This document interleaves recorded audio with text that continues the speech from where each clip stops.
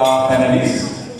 I would like to welcome everyone for Amma's 80th birthday party.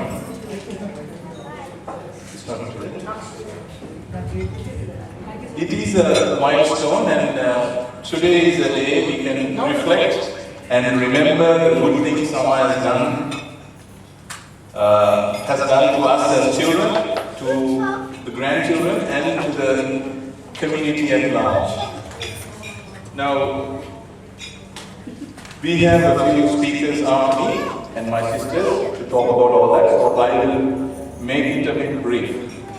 For me personally, from the time I was born and the time I left Sri Lanka when I was 22 years of age, Amma did everything for me. She cooks and even serves it in a plate and gives me to eat. I don't even wash my plate. I remember one of the teachers asked me, "Dear, Ore Mahan?" I said, "Yes." "That is why you are very spoiled." Now, Amma taught us Hinduism and Tamil when until I did my GC O level. Now we go to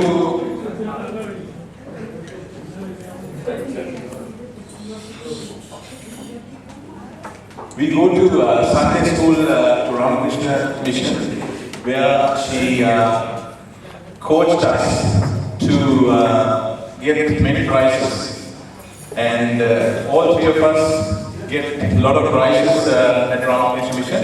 And I remember Ayya telling Amma one day, "Neerellam Padiyam Padichu Kodum, Anna Anga Ella Bere Than Soluvina." At the prize giving they say, "Dananga Ramanaya." Now, many of you may not know, or will be a surprise to you guys. Amma made me to memorize Ambathuran, Kandaranuli, and all the golden Kadam. Don't ask me today, I won't be able to sing. But, and most of the dialogues. So, Amma coached us very well and looked after us very well. And I will leave it to my sisters to say more about it. At the same time, I would like to take this opportunity to thank everybody who has been helping Amma in the way of transporting her to temple and all the places. Now, when I ring and ask her, "Can I take you?" she will say,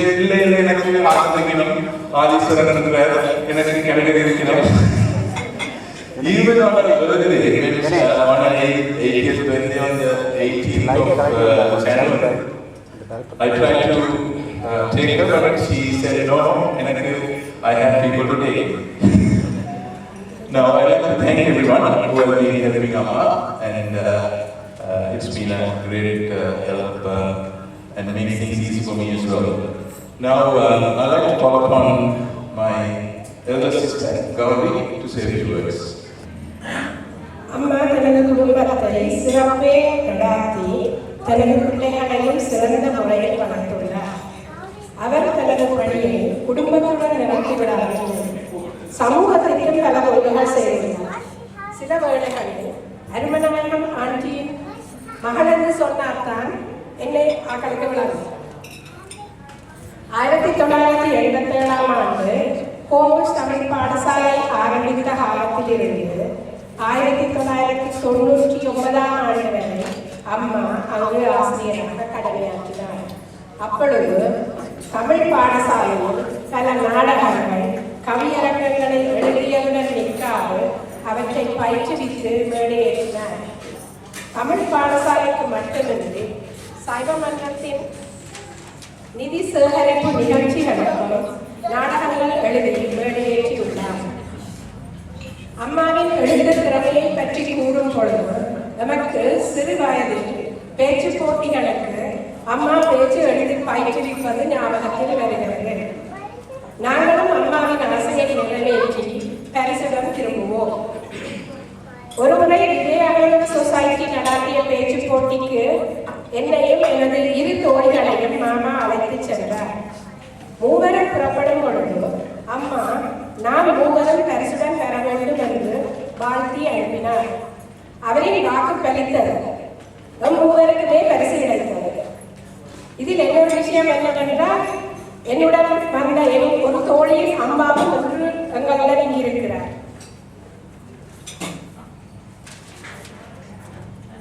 அம்மா தமிழ் தொண்டு மட்டுமன்றி சமய தொண்டிலும் சமைத்தவர் அல்ல.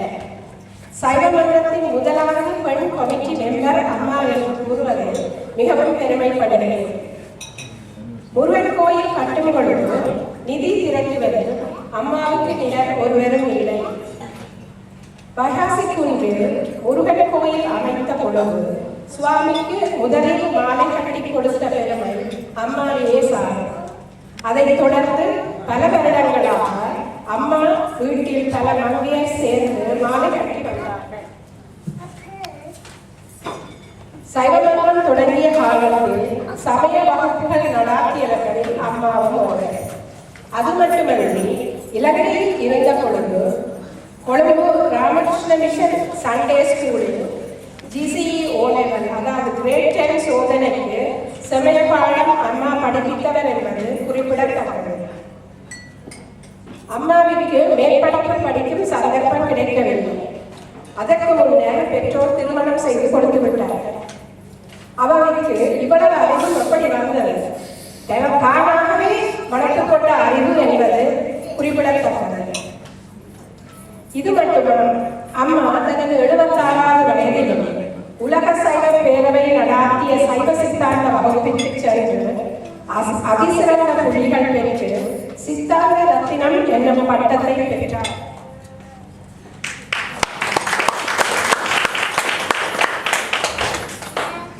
அம்மா தனது மனத்திடத்தாலும் கடவுள் நம்பிக்கையாலும் தனியாக வாழ்ந்து வருகிறார்.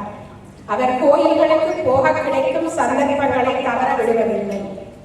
அவருக்கு பல நல்ல சிநேகிதர்கள் இருக்கிறார்கள். அவர் விரும்பிய பொழுதெல்லாம் கோயிலுக்கு அழைத்துச் செல்வார்கள். அவர்கள் எல்லோருக்கும் நமது நன்றி. அம்மா என்றும் திடகாத்திரத்துடனும் சுகதேவியாகவும் வாழ இறைவனை பிரார்த்தித்து பல்லாண்டு காலம் தேகாரோக்கியத்துடன் வாழ வாழ்த்தி விடைபெறுகிறேன். நன்றி. Thank you, Gauri. Let me call upon my second sister, Ramani, to say a few words. Amma, we cannot believe that you have reached your 80th birthday milestone. I would like to share with you all our childhood days with Amma. Amma was always a very dedicated mother and a caring wife. She was very keen when it came to our childhood education.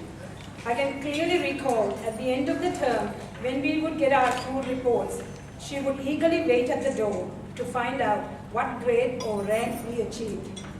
She would never hesitate to buy any textbooks and support us in our studies in every way. Girls, now you know where I get it from. When I was preparing for my HSC and accounting exams, she would wake me up at 4 a.m. in the morning and make me a coffee. And she would sit beside me to make sure that I would study and not fall asleep. In our home, Ayya was always the one in control of the decision making and the running of the household. But Amma was the accountant in the house who handled most of our finance matters. Amma would buy us everything we wanted. She was a very generous mother who had a big heart. Thanks to her, money was no barrier to our happiness. Amma and Ayya migrated to Australia in 1984. Most people would have found the move to Australia to be challenging and hard to adapt to. But Amma and Ayya adjusted very well to a new country. This was a comment made by most of our family and friends. Amma is well known in the Tamil community in Sydney through her heavy involvement in various organizations, including Tamil School and the Temple. Many people in the community know her. In fact, her connections here in Sydney have been quite useful to us.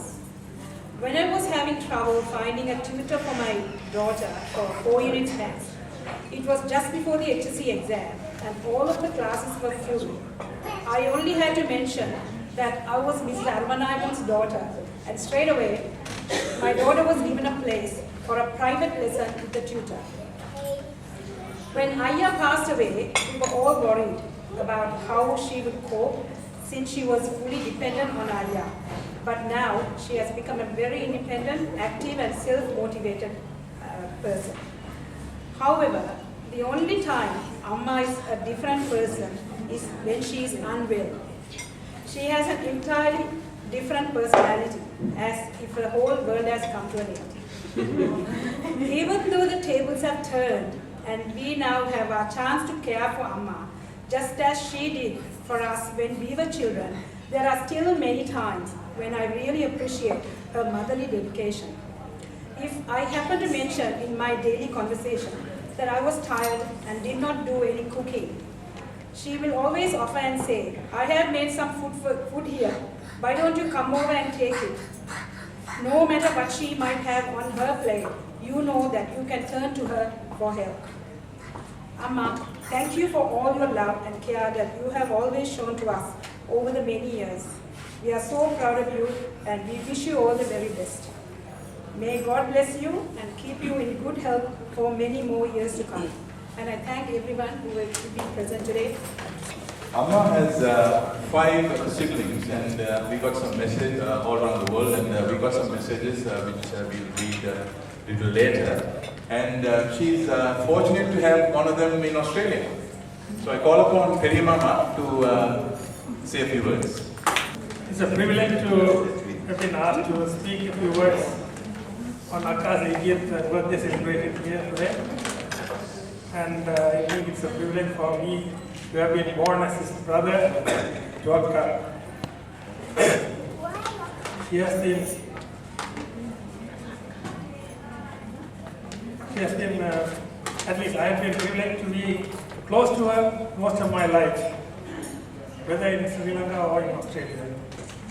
And when Akka came to Australia, Akka and Attan, they managed to, Attan especially managed to organize visa for me as a, when he came to Australia, he studied all the setup in Australia. He knew what was going on and where there are vacancies for various jobs, and he managed to sponsor me through Akka. So Akka sponsored that brought me to Australia. Before that, next I would like to speak a few words about our life in Maileti, our birthplace, when Akka and we were small children. Akka was the eldest in our family of 7 children, and I was the eldest of the boys. She was the eldest of the whole family. And we were studying in a school called Tekoi. Tekoi means a haunted church or haunted temple. So that was the name that we used to be known. That the school was known as Tekoi, but after it was an American mission Tamil school. And we studied there in our up the early days. And I was sent to school when I was about 3.5 or 3 years and a few 4 months. And that time I was not mature enough for school, I suppose.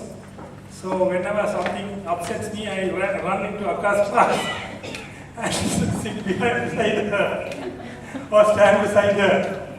That used to be that is something that I can easily remember.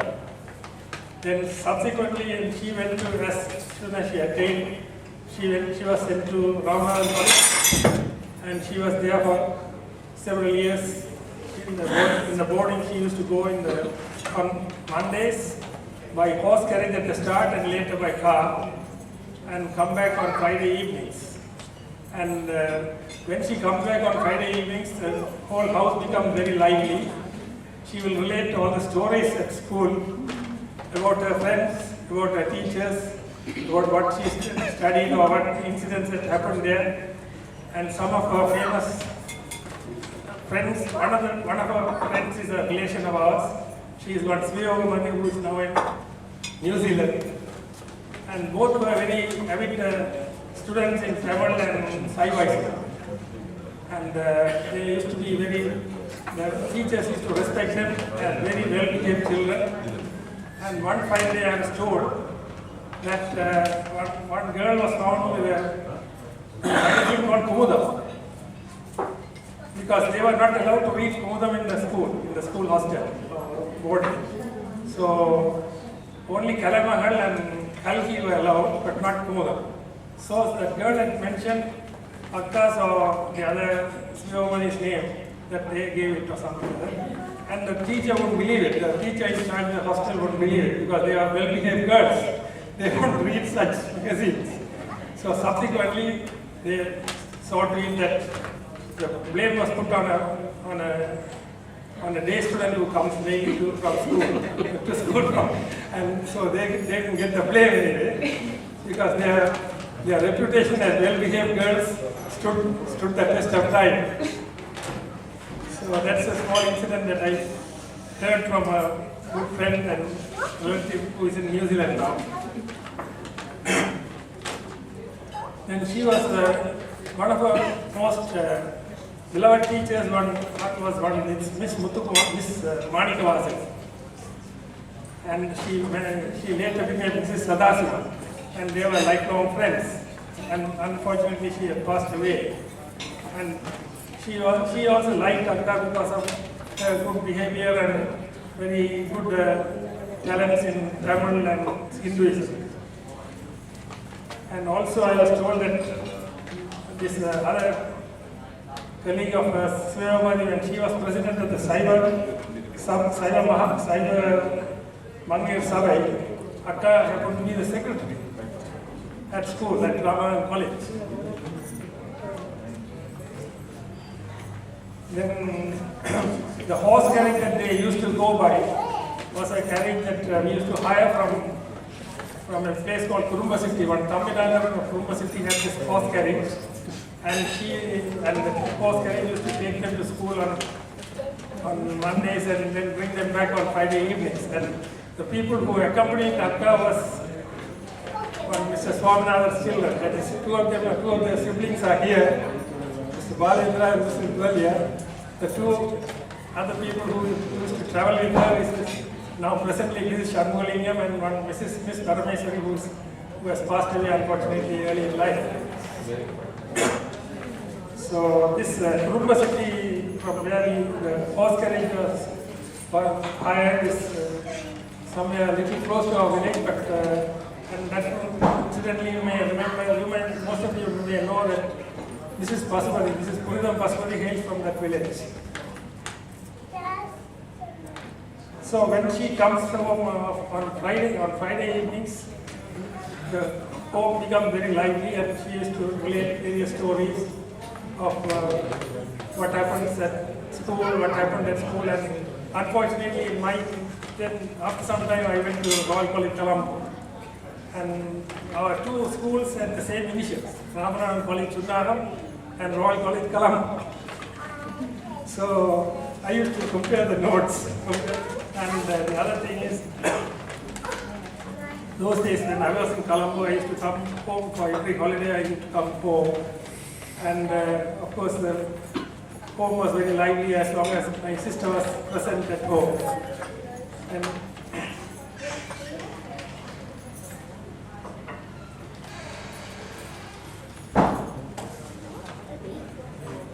another friend of ours that she used to mention is one Pushpagani, I suppose. Sorry. Name.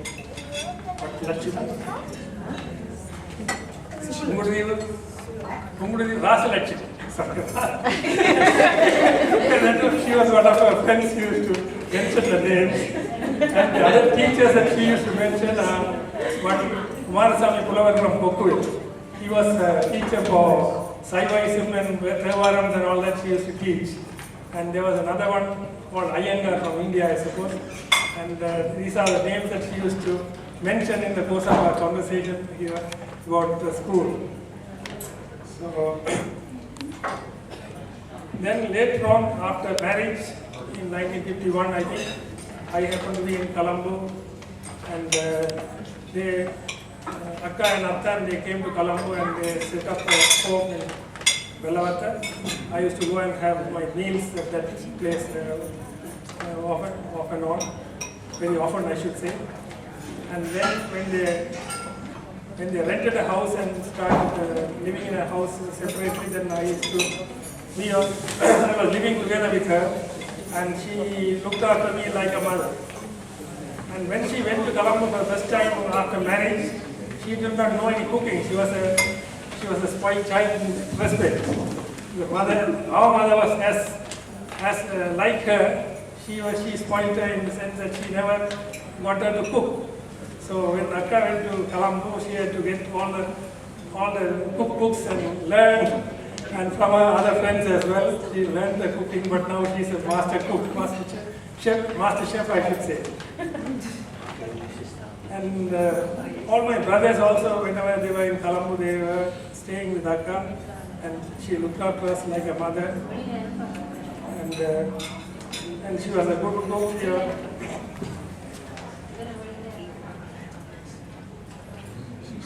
And I just remember there was another girl who was a student, who was a schoolmate of Akka.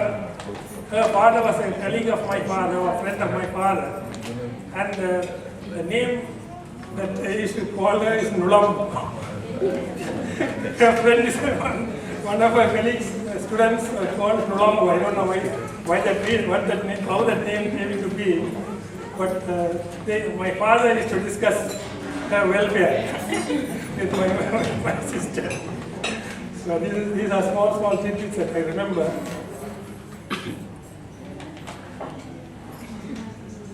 So after the children were born, they came to reside in Jaffna, in Mailiti, and one by one, Gauri, Ramani, and Thambi were born. And while we used to have wherever in our house, we always have an unja. Unja, we call it unja. And the small children, we used to keep them on the lap and swing on the swing called the unja, and make them, when they cry or something, we used to make them happy. And later on, and another thing I must relate is that my brothers, the three of my brothers they are in the house, and one was called Gauri's mama, and the other one was called Ramani's mama. I can't figure out which was which, but each one was part of one of the mamas. So that is how the children, Gauri, Ramani, and Thambi were brought up in Jaffna for some time till they.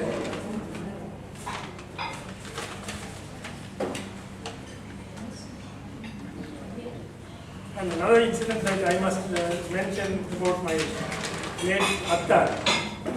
When they got married, when the marriage was fixed, there was an uncle of mine who had a good command of English.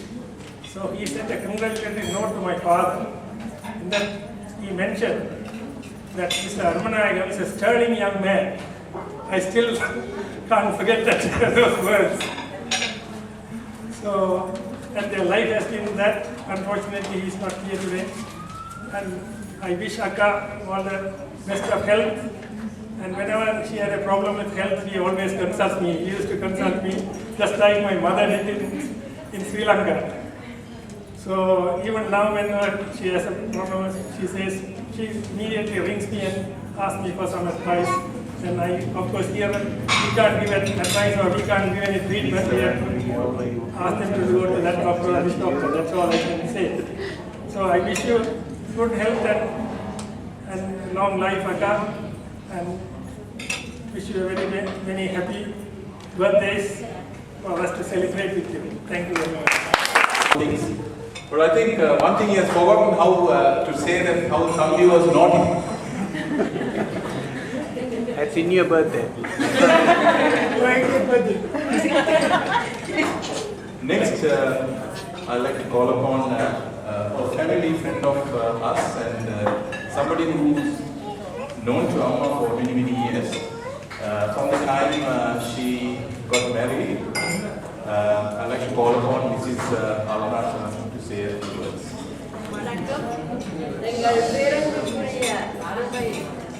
அருமையான அருமநாயகம் அம்மாவை பற்றி சிறு சிறு கரும் சிற்றுரை ஒன்று ஆற்றுவதற்காக எனக்கு இந்த சந்தர்ப்பத்தை முதலில் நன்றி கூறுகின்றேன். குடும்ப அங்கத்தர் அத்தனை பேரும் உண்மையாகவே அன்போடு என்னை அழைத்தமைக்கு நன்றி தெரிவிக்கின்றேன். அருமநாயகம் அம்மாவின் 80வது நிறைவினை கொண்டாடும் இந்த நாளில் உண்மையாகவே நாங்கள் பேரவருக்கு நன்றி சொல்ல வேண்டும். ஏனென்றால் அவருடைய தொண்டு எங்கள் எல்லோருக்கும் மிகவாக பயன்பட்டிருக்கிறது. அவர் இன்னும் பல்லாண்டு நம்மோடு இருந்து நல்ல நல்ல விஷயங்களை எங்களோடு பகிர்ந்து கொண்டு வழிகாட்ட வேண்டும் என்று அந்த முருகப்பெருமானிடம் வேண்டிக் கொண்டு நீண்ட காலமாக அன்புறவு கொண்டிருந்த எத்தனையோ பேரின் சார்பாக அம்மாவுக்கு மனங்கணிந்த பாராட்டுக்களையும் பிறந்த நாள் வாழ்த்துக்களையும் தெரிவிக்க விரும்புகிறேன். எனது நினைவு எத்தனையோ ஆண்டுகளுக்கு பின்னே ஓடி போகிறது. அதாவது 40களின் இறுதியில் எனது தந்தையார் கொழும்பில் வெளிதோறும் நடாத்திய பிரார்த்தனை கூட்டங்களுக்கு அருமநாயகம் மாமா சச்சங்கமாக வந்திருந்து பிரார்த்தனையில் கலந்து கொள்வார். மிகவும் வழக்கமான சுவாபமுடையவர், ஆனால் மிகுந்த பக்தர்.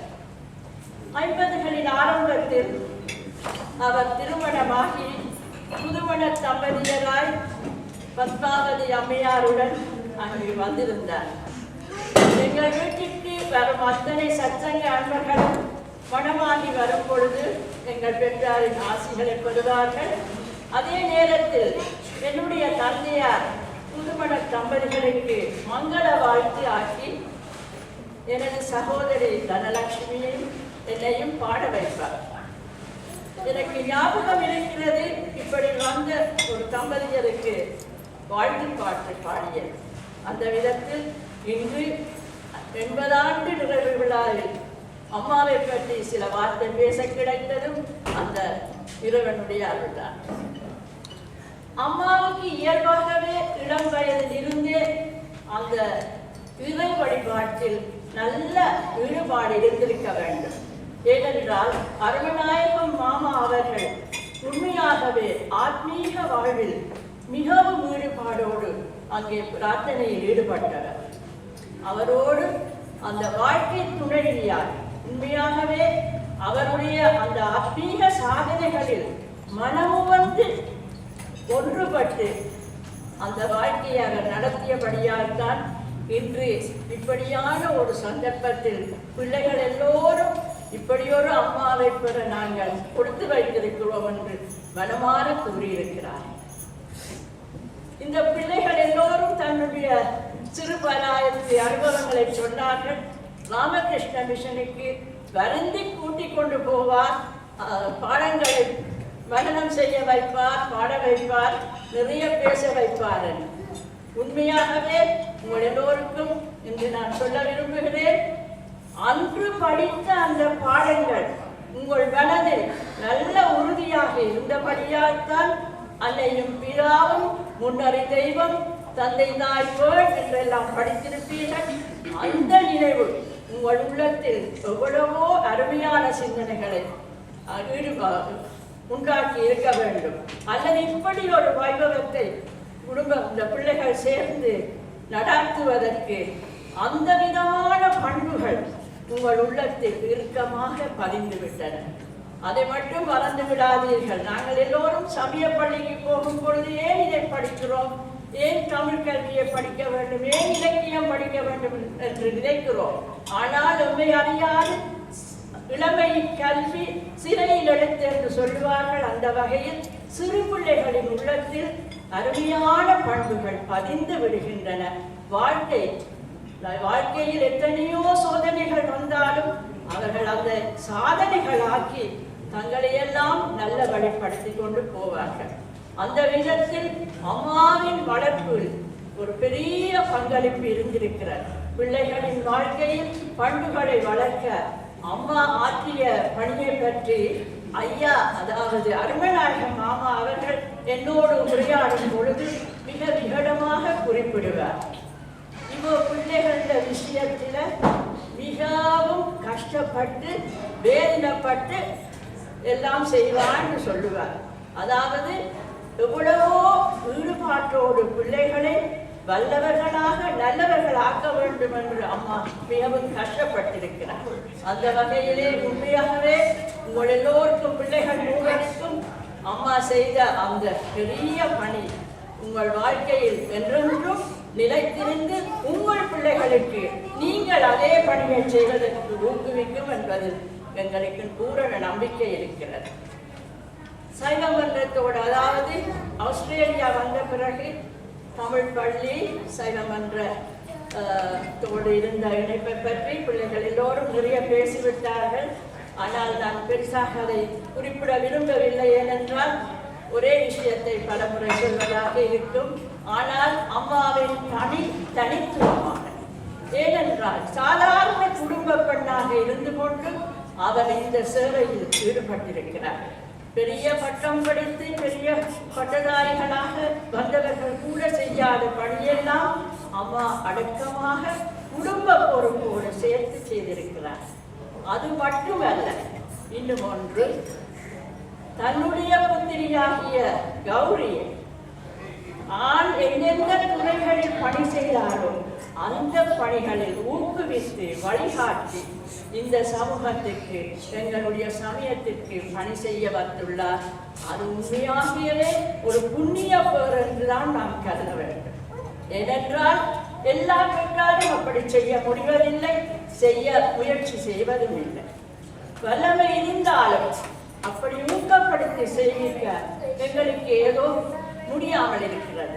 அந்த வகையில் அம்மாவின் வெற்றிதான் அப்படி ஒரு புத்திரியை இந்த அருமையான சேவைக்கு ஆளாக்கி இருக்கிறது. சுருங்க சொன்னால் வள்ளுவர் வாக்கில் தற்காத்து தற்கொண்டான் பேணி தகை சான்ற சொற்காத்து சோர்விலால் பெண் என்று சொன்னாரே வள்ளுவர். அந்த குரலுக்கு உகந்த வாழ்க்கை வாழ்ந்திருக்கிறார். சோர்வில்லால் பணியாற்றினார். எந்த நேரமும் மாலை கட்டும் தொண்டோ அந்த நிதி திரட்டும் தொண்டிலோ சோர்வை அவர் காட்டுவதில்லை. எந்த நேரமும் ஒரு துடிப்புடன் தான் அவர் பணியாற்றி இருக்கிறார். அந்த வகையில் அவர் காட்டிய வழி உண்மையாகவே பெண்ணினத்திற்கு ஒரு பெருவழி என்றுதான் சொல்ல வேண்டும். சுருங்க சொன்னால் பெண்மையின் பூரணத்துவத்தை அம்மாவிடம் நாம் கடந்து முடிந்ததென்றுதான் சொல்ல வேண்டும். ஒரு விரைவினவு அகலாத குடும்ப பெண்ணாக இருந்தால் சமையல் கலை, தம்பி சொன்னார் தம்பியார், அதாவது அம்மாவின் சகோதரர் சொன்னார் கல்யாணமான பிறகுதான் சமையல் கலை பயின்றதென்று. ஆனால் அவர் சமையல் கலை, தையற்கலை போன்ற கலைகளிலெல்லாம் வல்லவராக அங்கே வீடு தேடி வந்த விருந்தினரை உபசரிப்பதில் இனிய முகத்தோடு அவர் உபசரித்த விதத்தில் உண்மையாகவே ஒரு சந்தோஷம் இருக்கு. இன்னும் அது மட்டுமல்ல, அவர் உதவி நாடி வந்தோர்க்கெல்லாம் மனமு வந்து உதவி செய்வார், ஆசிகள் கொடுப்பார். எங்களுடைய பண்புகளை எப்படியெல்லாம் வளர்க்க வேண்டும் என்று இளம் சந்ததியினருக்கு சொல்லிக் கொடுத்தார். இன்னும் ஒரு முக்கியமான விஷயம், நாடு விட்டு நாடு போன போது நாங்கள் எல்லோரும் ஒவ்வொரு திசையாக போக வேண்டியிருந்தது. என்றாலும் இங்கே அவருடைய இறைவனுடைய அருள்போடும் அவருடைய குடும்பம் முழுக்க இங்கே இருக்கக்கூடிய ஒரு வாய்ப்பை அளித்துள்ளது. அந்த குடும்பம் கூடியிருக்கும் பொழுது ஒற்றுமை இல்லாது எத்தனையோ குடும்பங்கள் இருக்கின்றன. ஆனால் அம்மா அந்த ஒற்றுமையை காத்த விதம், பிள்ளைகள், பேர பிள்ளைகள், மருமக்கள், உற்றார் உறவினர்களிடையே அந்த கட்டுக்கோப்பான குடும்பம் அந்த உறவை காத்த விதம் உண்மையாகவே மெச்சிடக்கூடியது. அதுவும் ஆண்டவனுடைய அருள்தான். இப்படி அவர் பல துறைகளில் எமக்கு ஒரு வழிகாட்டலாக, நல்லொரு முன்மாதிரியாக இருந்ததே நாம் செய்த பேறுதான். இப்படி அவருடைய வாழ்க்கையில் பல விதத்திலும் சொல்லிக் கொண்டு போகலாம். ஆனால் பல பேசியிருப்பதால் நான் குறிப்பிட்டுக் கொள்கிறேன். இப்படி தொட்டு காட்ட அவருடைய பண்புகளை, அவருடைய சேவைகளை தொட்டு காட்ட வாய்ப்பளித்தமைக்கு மீண்டும் நன்றி சொல்லி பாரதியாரின் ஒரு பாடலோடு நிறைவு செய்ய விரும்புகின்றேன். பாரதியார் பெண்மை எப்படி இருக்க வேண்டும், எங்கே காண்பது என்று சொல்லி கேட்ட காலம் இருந்தது. அந்த பெண்மையை நாங்கள் பார்க்க வேண்டும் என்றால் அங்கும் இங்கும் பாராதீர்கள், அம்மாவின் வாழ்க்கையை சிறிது ஊற்று நோக்குங்கள். நிமிர்ந்த நன்னடி நேர் கொண்ட பார்வையும் நிலத்தில் யாற்றும் அஞ்சா நெறிகளும் நிமிர்ந்த ஞான செருக்கும் இருப்பதால் செம்மை மாதர் திரும்புவதில்லையாம், செம்மை மாதர் திரும்புவதில்லையாம். நன்றி.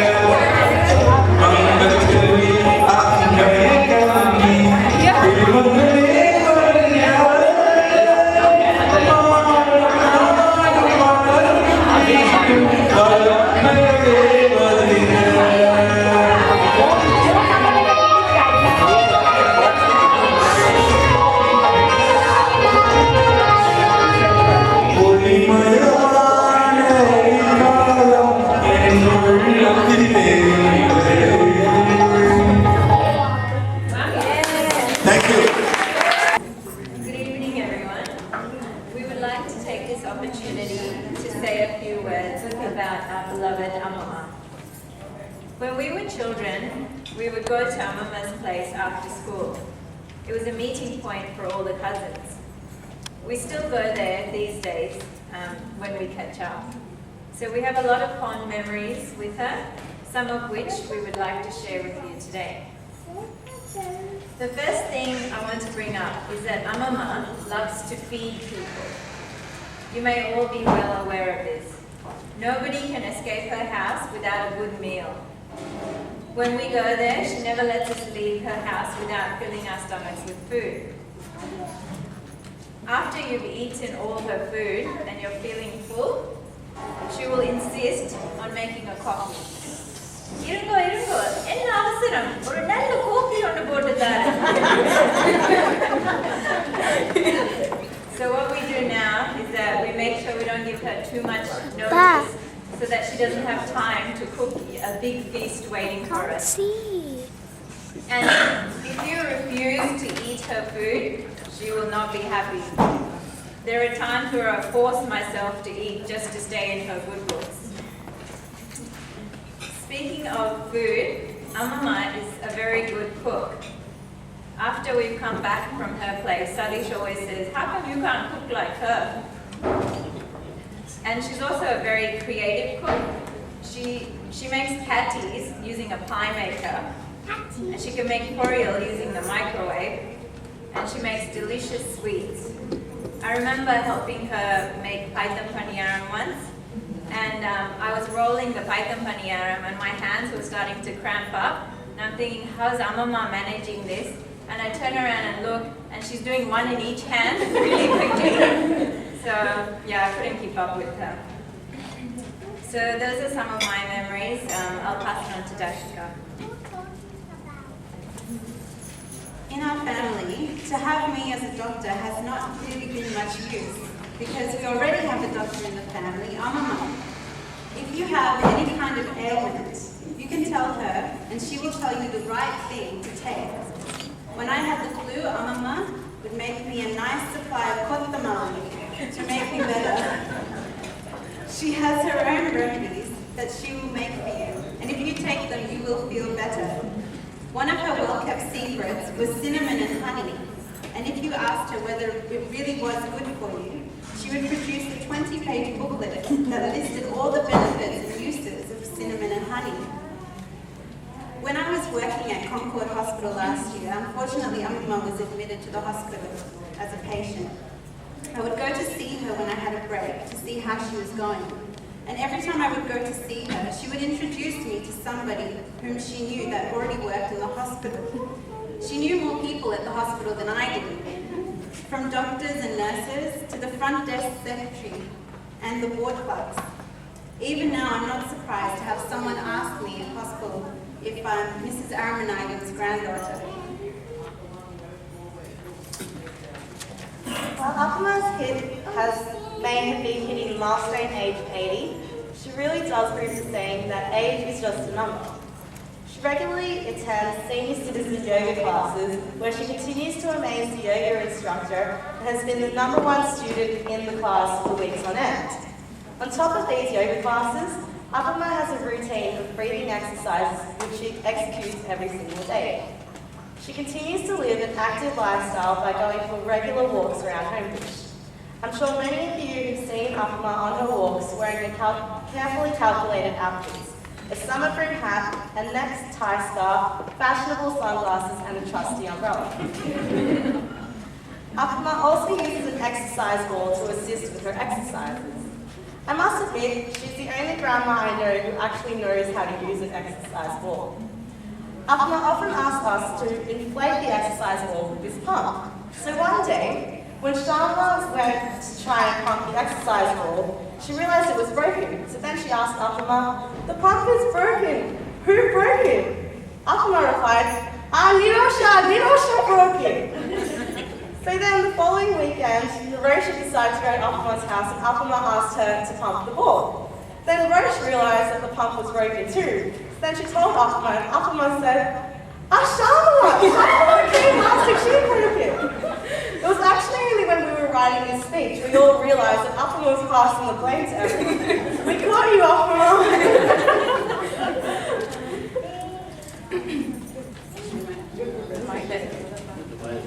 As we have all seen, Amama has an excellent selection of saris. Her wardrobe is neatly organised with all her saris of every colour and pattern hanging in a row. In her room there is another cupboard. When you open it you see a rainbow of cardigans. When she goes out she will never leave without a matching scarf, perfectly coordinated with her sari and cardigan. Her scarf will match her sari that matches with her cardigan. Now I know where Mum gets it from, and I think I have inherited that quality too. Amama has a great selection of accessories also. She has some trendy handbags, some of which I wanted to borrow myself. Amama enjoys going for walks down Burlington Road. She's not hard to notice, as you will see her in her colourful outfit and often is greeted by all the Sri Lankans and non-Sri Lankans around Burlington Road. Amama is also very good at sewing and alterations. If I have to alter a dress for a function, the night before I can call her any time and she will not hesitate to sew it for me. There have been many times where I have gone to Amama's house late at night and she would alter my dress for me while I fell asleep next to her. For those who don't know me, I'm Kashi, the sister of Amama's favorite gaggler. I would like to share some of my fond memories of Amama. Amama is someone who has a wealth of knowledge. She has tremendous knowledge of the Tamil language and scriptures. Till this day, she reads lots of magazines and books. For many years, she was a teacher in Tamil school at Homewood, and she taught Tamil to the senior students. When I was in Tamil class, I remember Amama helping me prepare for the competitions. And in those days, we used to have Tamil class practices at Amama's place. Not only does she coach all the students for the programs, but she also made a point to feed us as well. I remember going to the budget in Stratford with Amama, and she would make us sing Thevarams. Amama knows a lot of Thevarams by heart, and still she memorizes new Thevarams. When we were little, Amama would tell us a lot of religious stories. Amama is a very active person. She goes to yoga classes and temples. She has a more active social life than us. It is easier to get hold of Obama than it is to get hold of Amama. She is a hard person to catch, and just like a teenager who refuses to carry a mobile in order to stay out of the radar of their parents, Amama does not carry a mobile so she can stay out of the radar of her children. Apama is a devoted Hindu. She frequently goes to the temple and somehow always manages to organise lift because she has so many friends. She used to always make garlands with her friends. Every time I spent the day with her, she had enough patience to teach me how to make one. Although my garlands never looked as professional as hers, I can safely say she's taught me well, and I think I can make a garland now. Making garlands reflected her charitable nature and devotion to God. But she also took this opportunity to socialise with her friends and keep up to date with the latest gossip. Apama is like the Rajnikant of Burlington Road.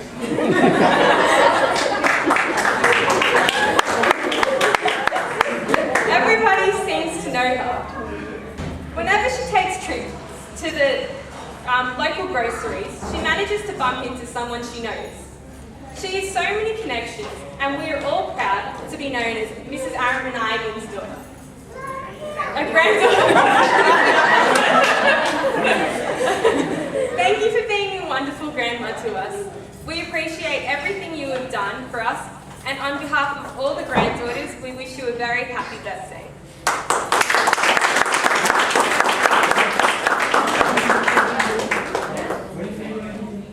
Amama, நாங்கள் உங்கள் பேரப்பிள்ளைகள் என்று சொல்வதில் பெருமை அடைகிறோம்.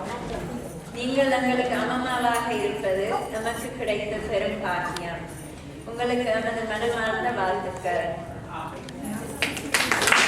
அடுத்ததாக என்னுடைய இல்லறவாக நகரவாக வாழ வைத்த பத்தாவதும் நன்றி சொல்லுவேன்.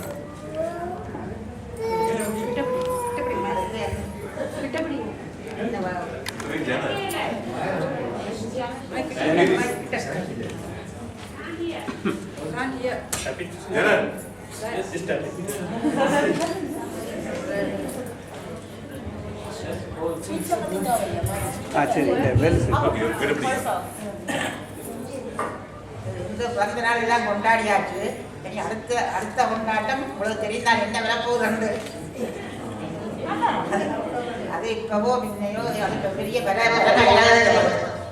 அது இப்பவோ முன்னையோ மத்தியானோ இரவிலோ பகலிலோ 2 கிலோ 1000 கிலோ என்னோ தெரியாது. ஆனபடியால் எனக்கு இன்று இருக்கும் பொழுது 80வது வயதை கொண்டாடுறதுக்கு வேறு வந்ததுக்கு சந்தோஷம். என்னுடைய பிள்ளைகளுக்கும் எல்லாருக்கும் நல்ல நன்மையில் சந்தோஷமாக எல்லாம் செய்து ஆயுதப்படுத்தி எல்லாம் செய்து நான் சொல்லியிருக்கிறேன். எல்லோருக்கும் நன்றி. As I mentioned before, Amma has 5 siblings. Perimama said went through memory lane and said a lot of old stories about Amma and the past.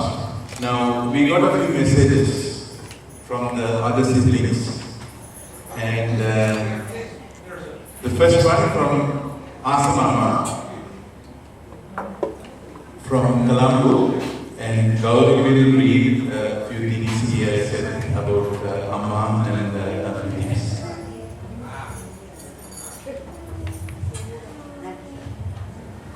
அக்கா தனது 79வது பிறந்த தினங்களை சென்ற வருடம் தனது சகோதரர்களுடன் கொழும்பில் கொண்டாடினார். இன்று தனது 70வது பிறந்த தினத்தை சிட்னியில் பிள்ளைகள், பேரப்பிள்ளைகள், உறவினர், நண்பர்களுடன் கொண்டாடுவதையிட்டு பெருமகிழ்ச்சி. அக்கா என்னும் பன்னாட்டு காலம் வாழ்ந்து எங்களுக்கு வழிகாட்ட எல்லாம் வல்ல இறைவனை பிரார்த்திக்கின்றோம். அக்கா அதிதீவிர இறைபக்தியாலும் அதிபக்தியாலும் இவ்வளவு காலமும் சுகதேவியாக வாழ்ந்து கொண்டிருக்கிறார்.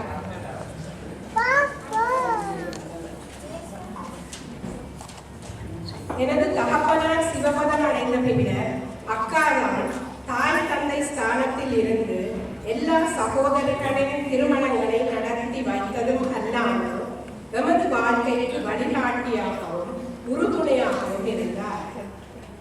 புலம்பெயர்ந்து சென்ற பின் கூட மயிலிட்டில் பெரும்பரப்பு விநாயகர் கோயில் வருடா வருடம் செய்து வந்த திருவம்பாவை பூசையை எங்கள் மூலம் செய்து வந்ததை நினைவு கூறுகிறேன்.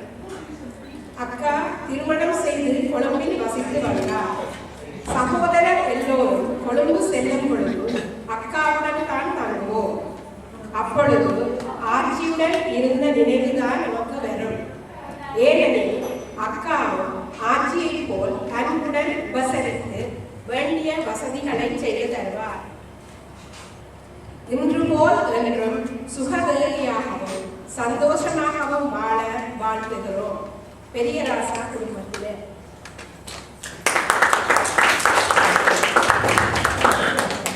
Next, to say a little bit about Amma's family. Amma is the eldest, like Periyamma said before, and Periyamma, and then the twins, Asamama and Eliyamma. Now, Gauri will read what Eliyamma from Jaffna sent us.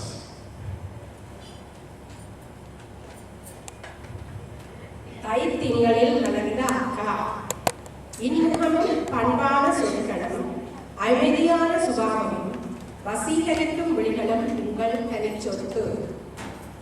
வாழ்க்கை நீரோட்டத்தில் 80 தடம் பதித்து ஆண்டவன் கிருபையால் நற்சுகத்துடன் நன்மக்கள் சூழ, சகோதரர் தம் குடும்பம் சூழ, உறவினர் அயலவர் நண்பர் உறவாட, மேலும் பல்லாண்டு காலம் சீருடன் வாழ வாழ்த்துகிறோம். சைவத்தின் மகிமையில் என் புத்தியில் பதித்து SSC சோதனையில் சாதனை பதிக்க வைத்த அக்காவிற்கு என் நல்வாழ்த்துக்கள். உற்றவர் நலம்பேணி வாழ்ந்திடும் பண்பு வாழ்க. நீண்ட இடைவெளியின் பின் உற்றவர் உறவினர் யாவரையும் சந்தித்து உரையாட ஈழம் நாடி வந்த அக்காவை வாழ்த்துகிறோம். உங்களின் தோற்றத்தில் பூவாய் மலரும் சிரிப்பில் உள்ளம் கனிந்த பேச்சில் மாற்றமில்லை. உங்கள் அன்பில் கட்டுண்டோ அக்கா. தேக ஆரோக்கியத்துடன் பல்லாண்டு வாழ வாழ்த்துகிறோம். இளையராசா குடும்பத்தினர்.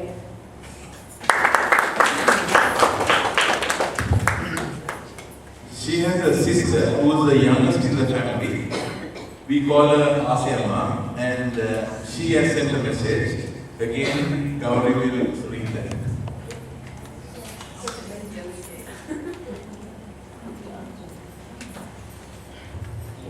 அக்கா எப்பொழுதும் கடவுள் பக்தி உள்ளவர். நல்ல உள்ளம் படைத்த அக்கா எங்களுக்கு நல்ல புத்தி புகட்டுவார். அக்கா ராமநாதன் கல்லூரியில் படித்த ஞாபகம் வருகிறது. நான் சிறுமியாக இருக்கும் பொழுது அக்காவை பார்க்க ராமநாதன் கல்லூரி ஹாஸ்டலுக்கு போனேன். அங்கு அக்காவின் சிநேகிதிகள் என்னை பாட்டு பாடும்படி கேட்பார்கள். நானும் எனது மழலையில் செஞ்சடையும் சுவையும் போலவே என்று பாடுவேன். அக்கா நீண்ட காலம் சுகமாக வாழ வேண்டும் என்று வாழ்த்துகிறேன். உங்கள் அன்பு தன்னை குடும்பத்தினர். That was a call from Sri Lanka. Somebody wants to give a message to Amma, but I told him it's too late. Now, the next is Amma has another brother who is in US, and she had the privilege of meeting him when she went to Sri Lanka a year ago. He has sent a message, and Ramani will read that.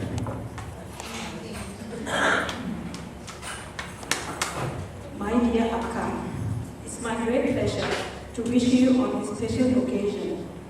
Sorry, I could not be there in person.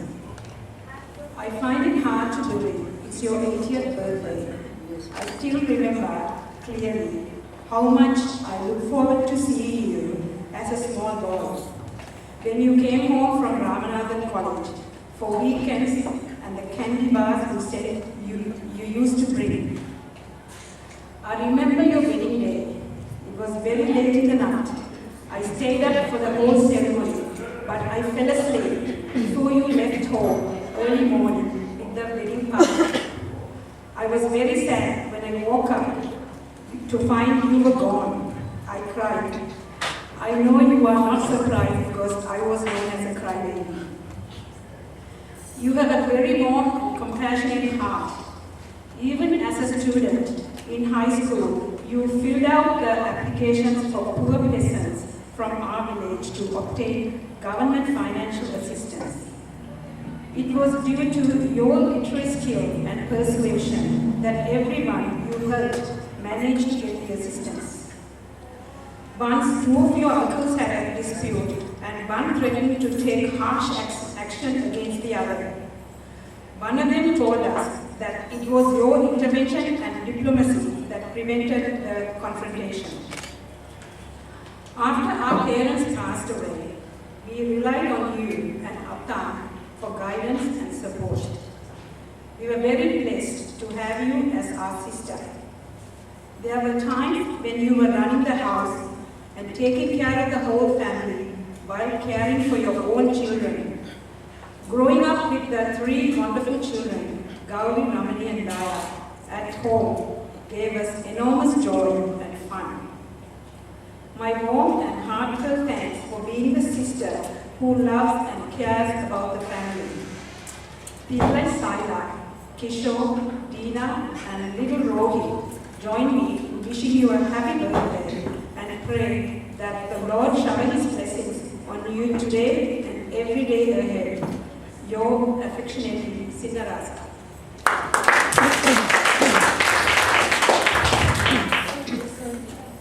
Thank you very much for the messages. Amma had the privilege of meeting all of them in Sri Lanka last year when she went along to Sri Lanka. Now, next is the cake cutting ceremony. we'll call upon Amma to come and cut the cake. Happy birthday, dear Amma. Happy birthday to you. Hip hip. Hooray! Hip hip. Hooray! Hip hip. Hooray! ஆஹா ஒரு மலருக்கு இன்று பிறந்த நன்னாடு. ஆஹா ஒரு பல்லவி பாட சிறந்த நன்னாடு. இதோ இதோ சுகம் வழங்கும் நாதங்கள், மலர் வசந்த கீதங்கள், சுகந்த நாடு.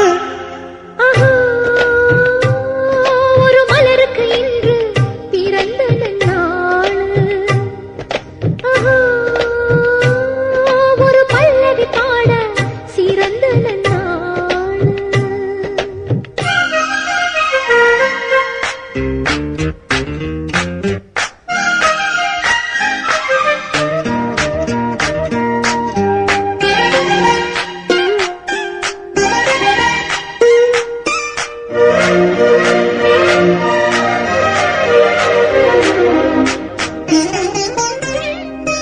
மனதின் பாஷை தெரியவில்லை, மங்கையின் உள்ளம் புரியவில்லை. இனிமையில் ததும்புது என் மனமே, கவிதையில் சொன்னால் சம்மதமே. ராத்திரி நான் கண்ட கனவு இது, யாரிடம் என் கதை சொல்லுவது? சொற்களை தொலைத்திட்ட ஊமை இது, சுரம்பிட்டு சேரும் கானம் இது. சுரங்கள் மாற்றிட இசையாகும், மனங்களை மாற்றினால் சுமையாகும். சுதியோடு சேர்வது லயமாகும், சுதி விட்டு போவது பயமாகும். கவிதையில் சொன்னது ஒரு பாதி, நெஞ்சினில் உள்ளது மறுபாதி. சொல்லாததே வாழ்க்கையா, இல்லாததே சேர்க்கையா, மறைத்தது ஒரு மலருக்கு இன்று பிறந்த நன்னாடு. ஆஹா ஒரு பல்லவி பாட சிறந்த நன்னாடு.